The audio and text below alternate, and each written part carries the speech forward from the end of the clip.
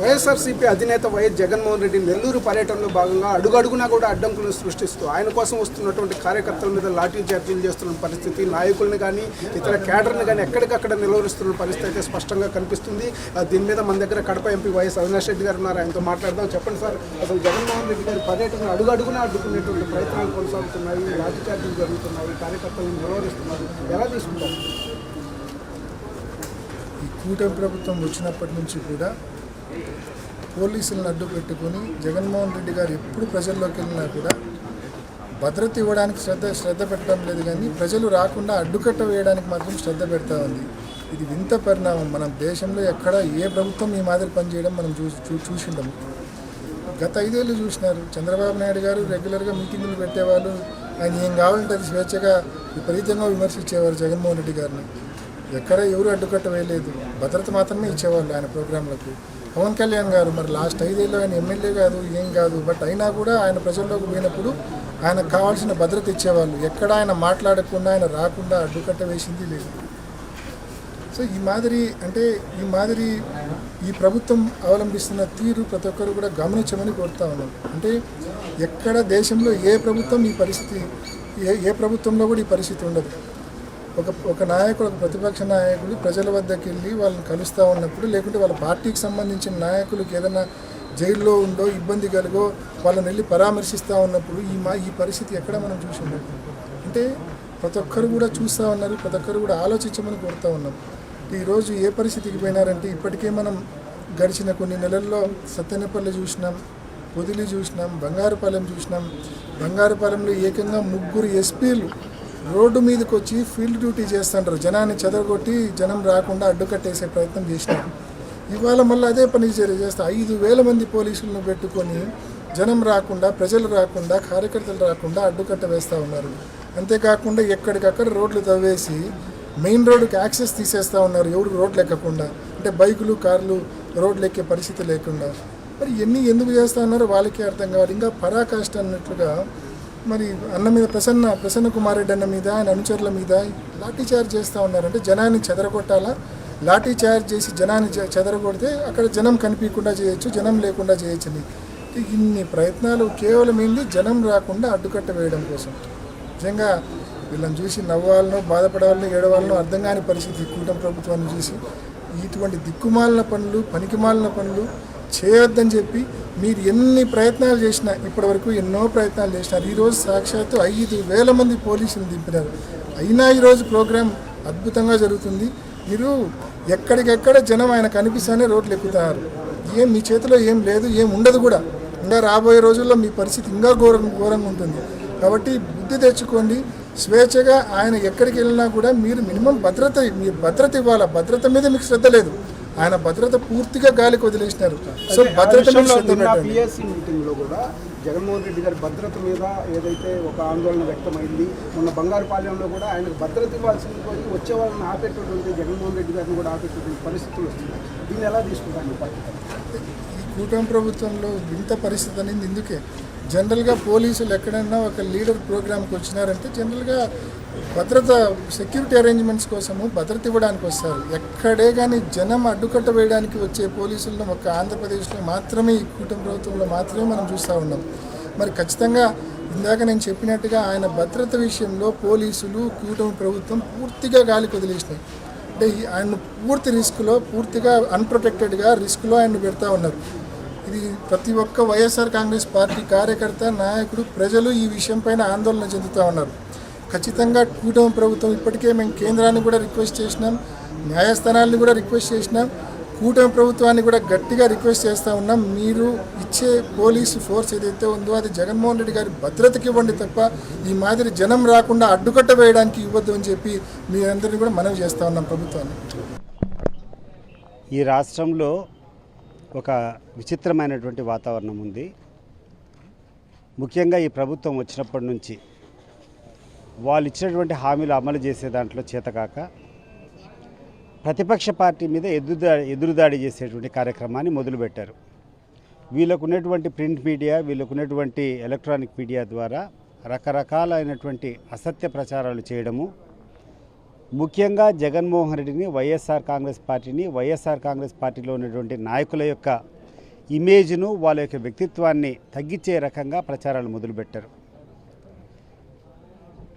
సున్నితమైనటువంటి అంశాల్లో కూడా రిలీజియస్ దాంట్లో కూడా అంటగట్టేదానికి ప్రయత్నం చేశారు.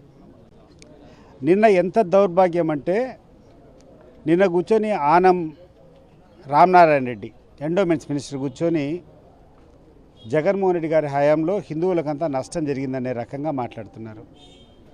అంటే వీళ్ళ దిగజారుడు రాజకీయాలకు ఇదొక నిదర్శనం. వీళ్ళు చెప్పినటువంటి హామీలు అమలు కాకపోగా వీళ్ళు చేస్తున్నటువంటి అరాచక పాలన ఈరోజు జవాబు చెప్పుకోలేక ప్రతిపక్షం మీద దాడి చేసేది. ఆ దాడిలో కూడా అన్ని స్థాయిలు దాటిపోయినాయి. వ్యక్తిగత హరణం అయిపోయింది. ఏదంటే అది కూర్చొని ఇంతకుముందు కూర్చొని మహిళలను అగౌరవపరుస్తామంటున్నారు. ఒక ప్యానలిస్ట్ కూర్చొని సెంట్రల్ గవర్నమెంట్లో ఒక జాతీయ పత్రికలో వచ్చినటువంటి ఒక ఆర్టికల్ను చూపించి ఏదో చెప్తే దాన్ని జగన్మోహన్ రెడ్డికి అంటగట్టేటువంటి ప్రయత్నం, తిరుపతిలో లడ్డులో ఏదో కలుషితమని చెప్పి చేసేటువంటి ప్రయత్నం, విజయవాడ వరద రావడానికి జగన్మోహన్ రెడ్డి కారణమని చెప్పి ప్రయత్నం, ఈరోజు జరుగుతున్నటువంటి అక్రమ రవాణా ఏదైతే పీడిఎస్ రైస్ ఉందో, పబ్లిక్ డిస్ట్రిబ్యూటరీ సిస్టంలో ఉన్నటువంటి రైస్ అయితే ఏదైతే రవాణా అవుతుందో దానికి వైఎస్ఆర్ కాంగ్రెస్ పార్టీని అంటగట్టేటువంటి రకరకాలుగా చేసినా కూడా వీళ్ళకి సాధ్యం కాల. వీళ్ళు ఎంత ఎక్కువగా వీళ్ళు ప్రచారం చేస్తారో దానికి రెట్టింపు వాళ్ళ మీద ప్రజల యొక్క ఆగ్రహం పెరుగుతూ ఉంది. ఎందుకంటే వీళ్ళు చేసేటువంటి పనులు సవ్యంగా లేవు, వీళ్ళు ఇచ్చేటువంటి హామీలు నెరవేర్చడం లేదు. పైపెచ్చు ప్రతిపక్ష పార్టీని ఎవరైతే ఈ రాష్ట్ర ప్రజలను నిజంగా గుండెలో పెట్టుకొని చూసుకున్నారో, ఎవరైతే ఈ ప్రజల సంక్షేమం కోసం పాటుపడ్డారో ఆ వ్యక్తి మీద ఈ రకమైనటువంటి చౌకబారు ప్రకటన చేయడం జనము జీర్ణించుకోవడం లేదు. కేవలం అదే ఈరోజు ఇంత పెద్ద ఎత్తున జనాలు జగన్మోహన్ రెడ్డి ఎక్కడి పోయినా వచ్చేదానికి కారణం ఏంటంటే మేము చేసేటువంటి తప్పు దానికి ప్రాయశ్చిత్తంగా మేము నీకు సాంఘీభావంగా ఉన్నాం, మేము పొరపాటు చేశామన్నటువంటి తెలియదు తప్ప వేరేది ఏమీ లేదు. తెలుగుదేశం పార్టీ అధికారం లేనప్పుడు నేను ఆ పార్టీలో ఉన్నా. ఒక 25 ఏళ్ళు ఉన్న దాంట్లో ఒక 10-14 సంవత్సరాలు వాళ్ళ అధికారం లేనప్పుడు కూడా ఉన్నా. ఒక చిన్న మీటింగ్ హాల్కు జన సమీకరణ చేయాలంటే తలకు మించిన భారం అయ్యేది మా అందరికీ. ఎట్లో అట్లా చూసుకొని ఒక 1000 మందినో 15 మందినో ఆ హాల్ దగ్గర తీసుకొని వస్తే తీరా ఆ నాయకుడు మైకు మొదలు పెట్టేటప్పటికి ఒక 10 నిమిషాలు మాట్లాడేటప్పటికి హాల్ అంతా ఖాళీ అవుతుంది.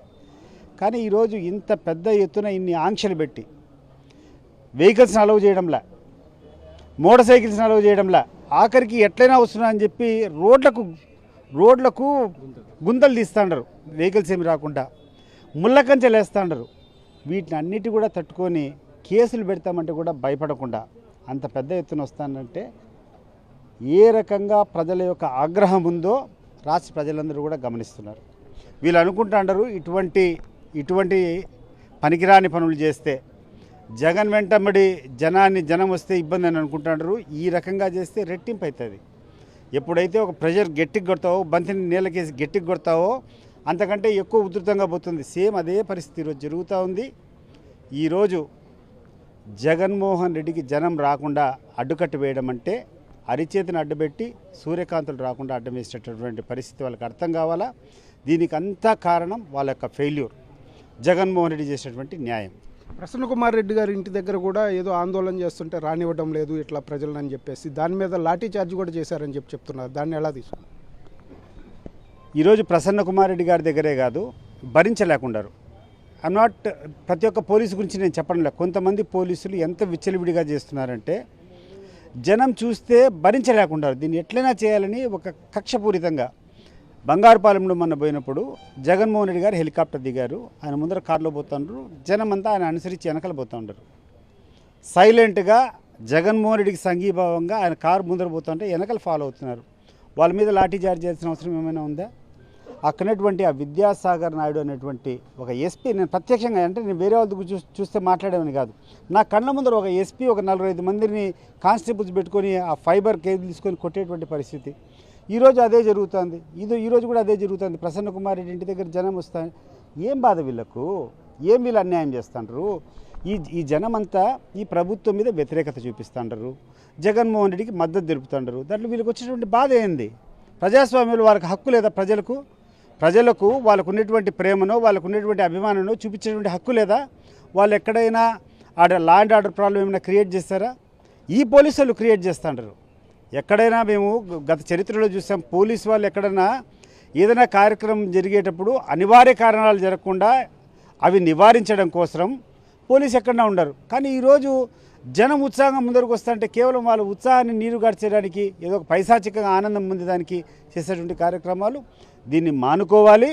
దీన్ని మానుకోకుండా ఉంటే భవిష్యత్తులో వీళ్ళే భారీ మూల్యం దీనికి చెల్లిస్తారు.